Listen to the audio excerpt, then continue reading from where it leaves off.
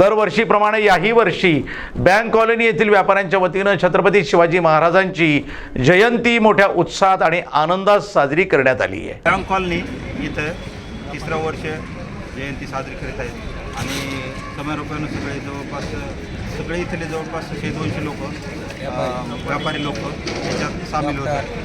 Doctor असोत, तुमचे असोसिएशनवाले असोत, म्हणजे इकडे दुकानदार असोत, शिवभक्त हे सर्वजण आज यात सामील होतात आणि त्या निमित्ताने माझी सर्वांना शुभेच्छा। व जो दादा जरंगे पाटलांनी जो मुद्दा धरलेला आहे मराठा आरक्षणचा, मी असे छत्रपती महाराजापुढे अशी साकडं घालतो की आरक्षण 100% काल उद्याच्याला अधिवेशन सुरू व्हायले यात भेटावं। आमचे आराध्य दैवत छत्रपती शिवाजी महाराज यांचे जयंतीनिमित्त बँक कॉलनी येथील व्यापारी मित्रमंडळ तसेच सर्व शिवभक्त यांच्या सहकार्याने डॉक्टर असोसिएशन यांच्या गेल्या वर्षी 3 वर्षापूर्वी आम्ही कार्यक्रम घेत आहे।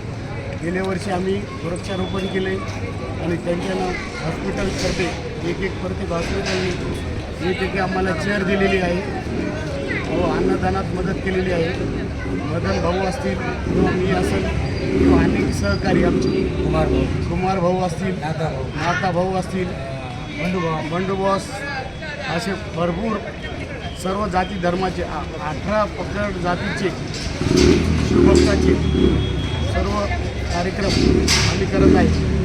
जातीपाती कुठलेही राजकारण करत नाही आणि जरांगे पाटील जे शब्द दिले ते आम्ही याच्या पुढे सुद्धा पाळेल आणि जे मुख्यमंत्र्यांनी शब्द दिला आहे ते उद्या किंवा 20 तारीख किंवा 21 तारीख हा पाळावा एवढी आमची सर्व शिवभक्तांची इच्छा आहे।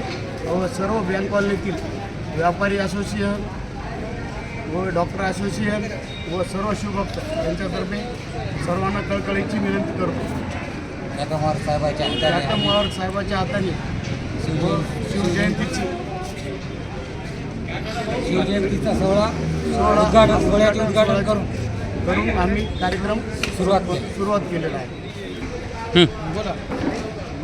हिंदवी स्वराज्याच्या छत्रपतीच्या महाराजांसमोर आम्ही आज जयंती महाराष्ट्रातच का अख्ख्या जगामध्ये महाराजांची जयंती उत्साहात साजरी झालेली आहे। तसेच आमचे जरंगे पाटीलसुद्धा म्हणलेले होते की काही जरी झालं आपली महाराजांची जयंती एकदम जोरात साजरी करायची आणि नंतर आता उद्या आहे 20 तारीख 20 तारखेची या महाराष्ट्रामध्ये 20 ते 21मध्ये आम्ही आता महाराजांची ही सगळी जयंती साजरी झाल्यानंतर अशी एक आम्ही वाट पाहत आहोत आणि ते एक स्वप्न आहे आमचं। ते जर नाही साकार झालं कदाचित महाराजांच्या समोर सांगतो मुख्यमंत्र्यानं महाराजांच्या समोर शपथ घेतलेली आहे तशी मुख्यमंत्र्यानं एक तर दाढी काढून टाकावं नाही तर एक आम्हाला आरक्षण द्यावं ही आमची महाराजांच्या समोर कळकळीची विनंती आहे।